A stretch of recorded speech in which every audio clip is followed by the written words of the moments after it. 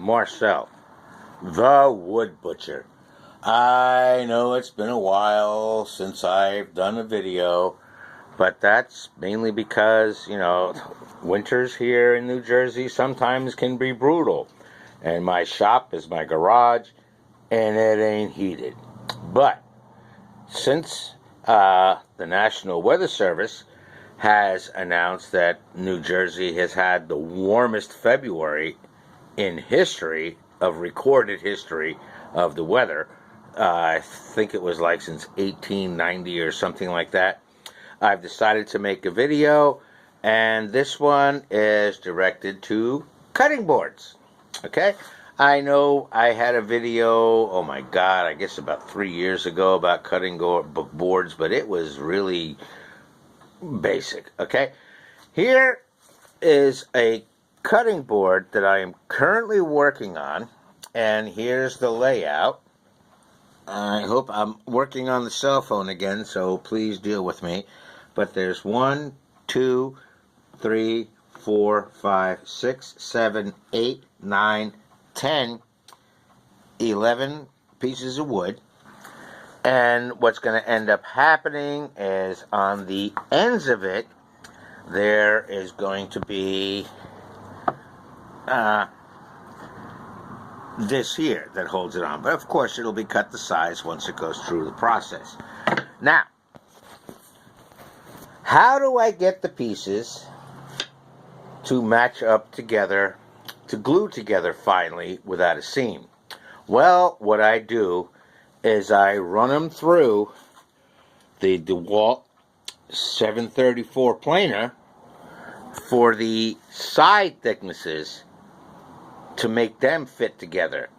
Then I apply the glue and clamp them. I'm not worried about the top, and the bottom yet. Well, the bottom is going to be level because it's sitting on a level piece of wood to make it.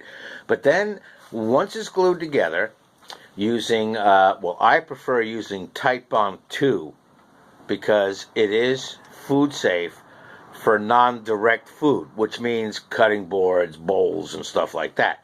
You don't use it to put your cakes together or anything like that. The next step is to take these individual pieces, right, and line them up, match up how I want the grain to be, and the different colors of the wood. I happen to think that this is a nice pattern. So it's white oak, dark walnut, white oak, cherry, white oak, dark walnut, white oak, cherry, white oak, dark walnut, white oak. I find that to be a nice combination. Okay?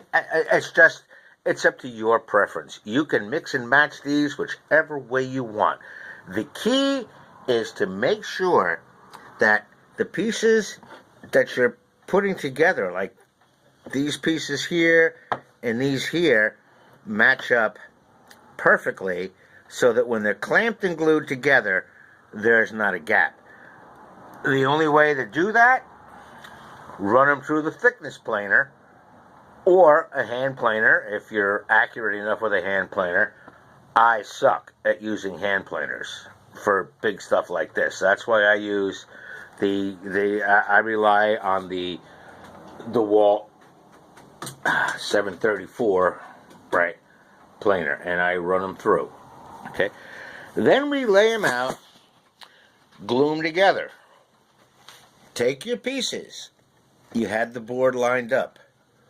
Rotate, rotate, rotate, rotate, rotate, rotate, rotate, rotate, rotate, and rotate. Every piece except the last piece, right?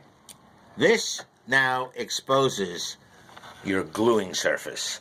This is where you want to spread the glue like a mofo, evenly.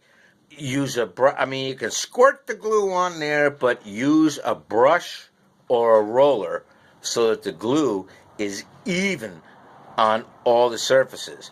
Now, once the glue is applied, on all of these surfaces, rotate, match it up, put it together, and repeat. Rotate, right? Now that there's glue on it, rotate, rotate, rotate, rotate, rotate, rotate, rotate, rotate, and rotate. Now, make sure that your ends here are pretty close to being level. They don't have to be complete, because what you're going to do is you're going to end up putting this through the table saw or your jigsaw or whatever saw you have, and cut the very, very uneven end off. Do not worry if the pieces, like you can see here, this one's a little higher than this one, this is a little lower, a little higher, a little lower, a little higher, a little lower. That's not going to matter either, because once it's glued together, and I mean, like, give it at least a day. Don't believe that bullshit that they'll tell you, oh, after 5-6 hours, boom, boom, Type Bond 2 is secure. No. Give it a minimal of a day for the glue to dry and cure and actually hold the wood together. Then take the clamps off and you run it through the, guess what? DeWalt 734 planer, which I happen to have, or any other planer you have. I personally don't see the difference in buying the 735 for like $100 more than the 734. The 734 works fine for me, but that's and the pass-through capacity is the same, for width, so it doesn't really matter. But you buy what you want, you buy what your budget can afford. That's none of my business. I'm on a low budget. See my video entitled On a Low Budget, okay? But that's the way we start them. Now, once the gluing has set, I'm going to set the phone down here. Once the glue has set and you took your clamps off the next day, that's when you run them through the planer. After they run through the planer, if you have an orbital sander, it's a piece of cake. If you don't have an orbital sander, you're going to be doing a lot of work with sandpaper, okay? With an orbital sander, you start off at 80 grit. Get it smooth to the touch on the top and bottom. Then switch to, I don't bother with the 180. I go right to with the 120. I go from 80 to 180 grit. I don't mess with the 120 because it's kind of wasted time. The 180 grit is going to take it down nice. Then after 180, when you're satisfied and it starts to feel like a piece of glass, it almost feels like, let me get a piece here for you. It almost makes the wood, like this used to be a piece of pallet. It is smooth as glass or a baby's ass, whichever one you prefer utilizing. Now, it went through the planer, and this is sanded down to 400 grit, right? So it's like glass, but it's for a sign for a customer, so that's why I went that far. But I usually go from 80 grit to 120 grit to 220 grit. 220 grit is where I cut the process, because by that point you should be able to run your hand across the top and it feels like a piece of glass. Then after that, what you do with this wood here, we'll put the cutting board back in here so it's not just me and my ugly puss, is you take these are not glued together, these are not, it hasn't been through the planer yet. The edges have, so that they match tight, but the tops have not, so it's not glued together. But once it's all glued together, all you do with this to treat it and to make it shine like a newborn baby is you use only two things. That's mineral oil, which, give me a second, let me grab these two things so I can clearly show this. Now, I don't know if your brand is going to have the same label on it, but just mineral oil, right? You want to go and apply 2-3 coats of it. When you apply the coats, I'm not saying you put it on 2-3 layers at one particular time. You put the first coat on. The best thing you do, what I do, is, give me a second again, is I have, I'm going to kill 2 birds with 1 stone. Excuse me while I'm reaching. Is I keep these old dog food containers. These things are fantastic.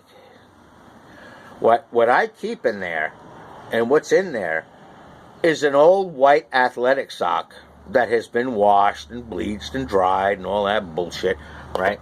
And it's what I call, and the reason it's labeled, mineral oil rag, mineral oil rag, mineral oil rag.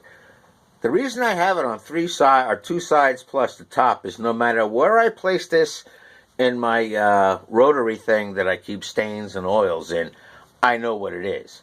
Whenever I use mineral oil, that athletic sock comes out. I use the same one on all the projects.